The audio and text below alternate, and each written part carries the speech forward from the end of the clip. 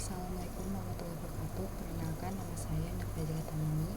Pada kesempatan kali ini saya akan mempresentasikan tentang manajemen sistem teknologi informasi. Langsung aja, di sini materi yang akan saya bahas.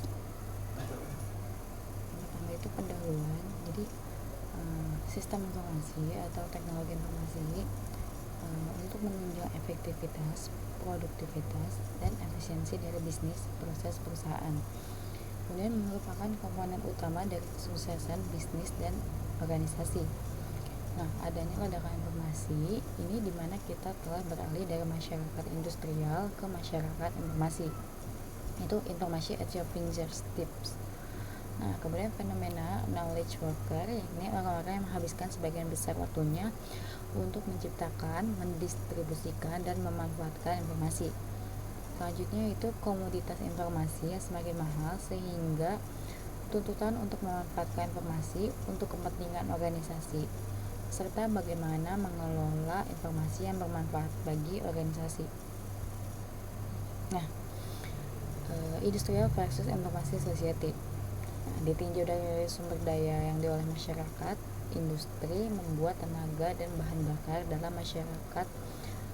Informasi sumber daya yang diolahnya itu yaitu informasi dalam bentuk transmisi data dan komputer. Nah, lanjutnya ditinjau dari sumber daya yang dibutuhkan, masyarakat industri membutuhkan modal dana, sedangkan dalam masyarakat informasi adalah pengetahuan. Selanjutnya itu ditinjau dari keahlian sumber daya manusianya yang dibutuhkan, yaitu masyarakat industri membutuhkan ahli mesin atau pekerja tanpa keterampilan tertentu, sedangkan dalam masyarakat informasi membutuhkan pekerja yang profesional dengan keterampilan yang tinggi. Nah, ditinjau dari teknologi yang digunakan, masyarakat industri menggunakan teknologinya mesin, sedangkan masyarakat informasi menggunakan teknologi yang cerdas.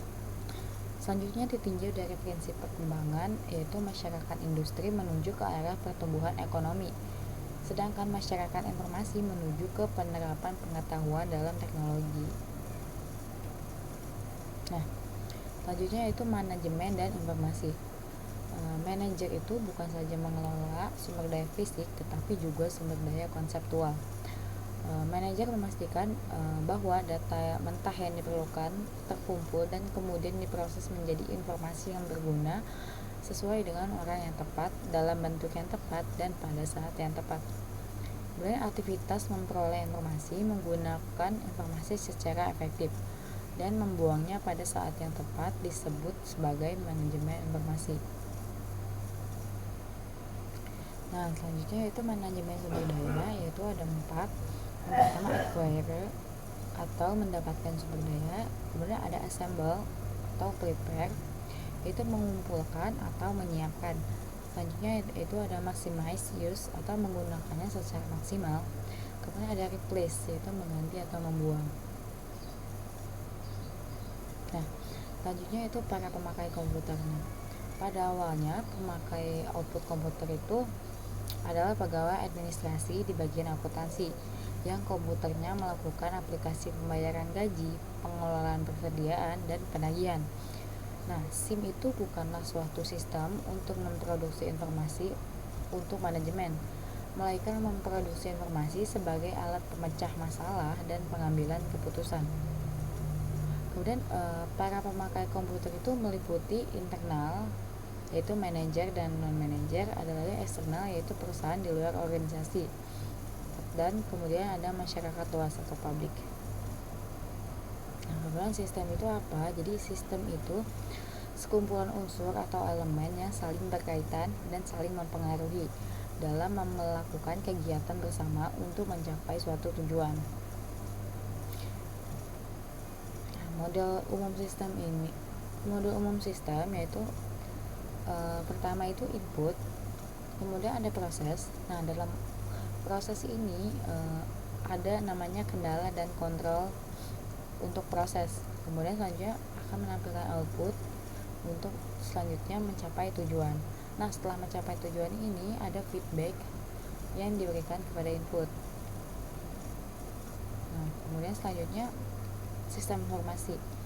Sistem informasi adalah suatu sistem di dalam suatu organisasi yang mempertemukan kebutuhan pengolah transaksi, kemudian mendukung operasi bersifat manajerial dan kegiatan strategi dari suatu organisasi, dan menyediakan pihak luar tertentu dengan laporan-laporan yang diperlukan. Nah, kalau menurut R.M. Leod, yaitu sistem informasi itu merupakan sistem yang mempunyai kemampuan untuk mengumpulkan informasi dari semua sumber dan menggunakan berbagai media untuk menampilkan informasi. Nah, hubungannya hardware, software, dan brainware itu seperti ini. Nah, jadi perangkat sistem informasi kan itu ada hardware, yaitu contohnya komputer, printer, dan teknologi jaringan.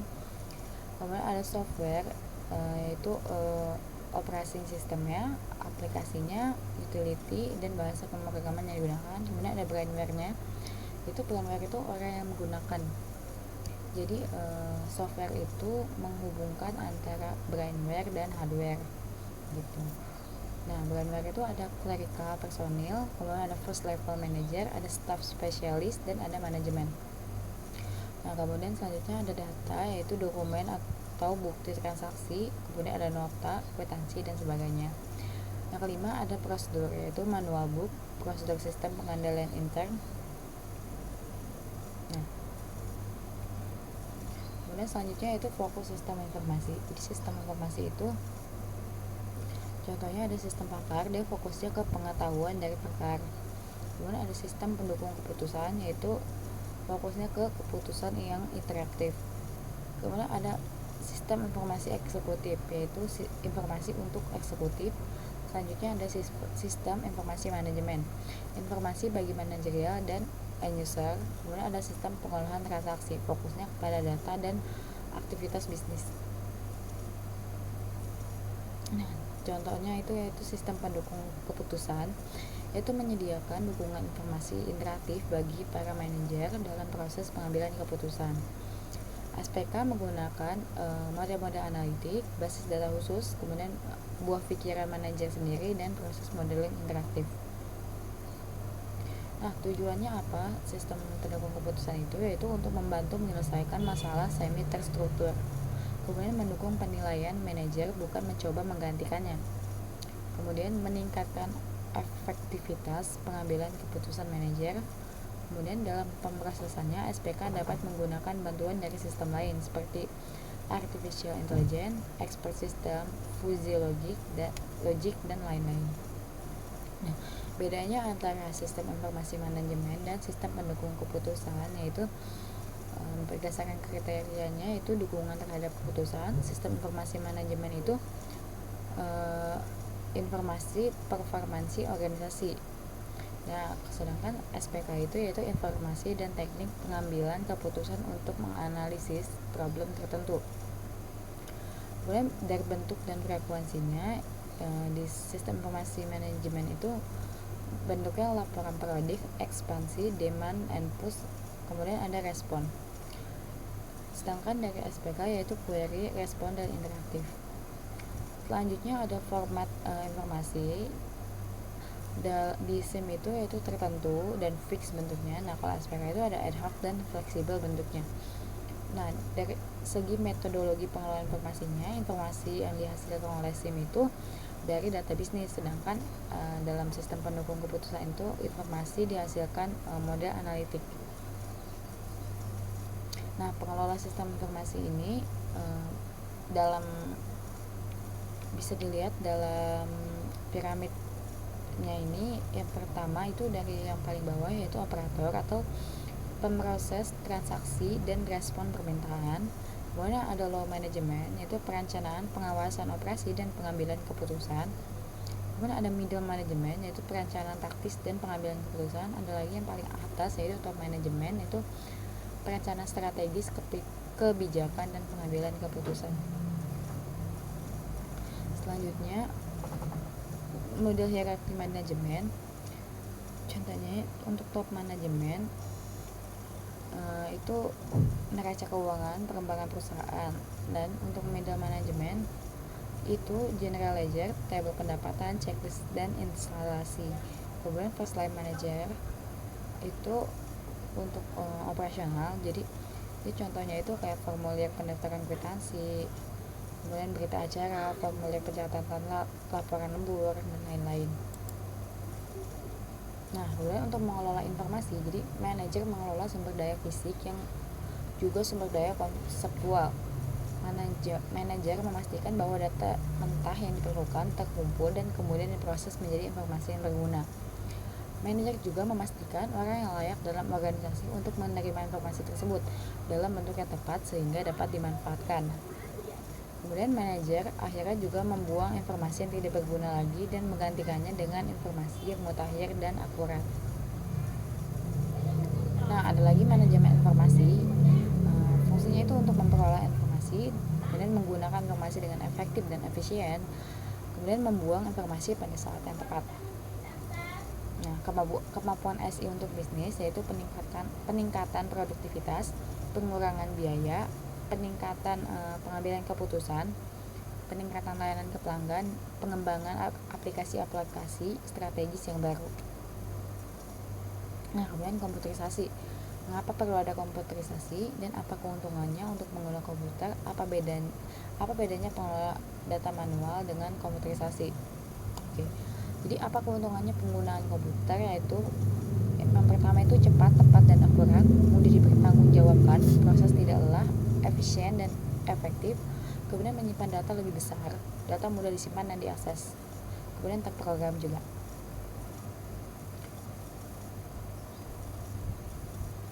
Nah, kemudian apa sih bedanya perusahaan tanpa ACE atau sistem informasi eksekutif dengan yang tanpa eksekutif? Nah, jadi dengan yang tanpa eksekutif ini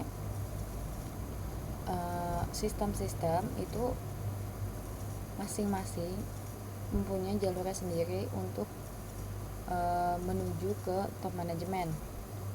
Jadi ketika si top manajemen ini membutuhkan informasi, dia harus mengakses sistem informasinya masing-masing.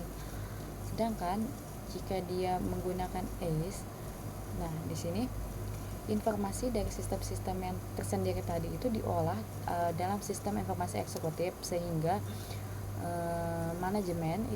top manajemen itu bisa mengakses sistem informasi eksekutif itu tersendiri untuk selanjutnya digunakan sebagai pendamping dalam pengambilan keputusan. Nah, fitur-fitur ACE itu yang pertama itu tujuannya sentral, yaitu aplikasi digunakan untuk perencanaan dan pengontrolan kinerja unit di bawahnya. Kemudian inti data yang umum, database berisi informasi mengenai pelanggan, pesaing, industri, unit bisnis dalam 3 periode, masa lalu, masa sekarang, dan masa depan. Dan 2 metode utama yang digunakan yaitu mendapatkan kembali laporan pada saat ini dan tren di masa yang akan mendatang. Kemudian melakukan analisis untuk keperluan pribadi.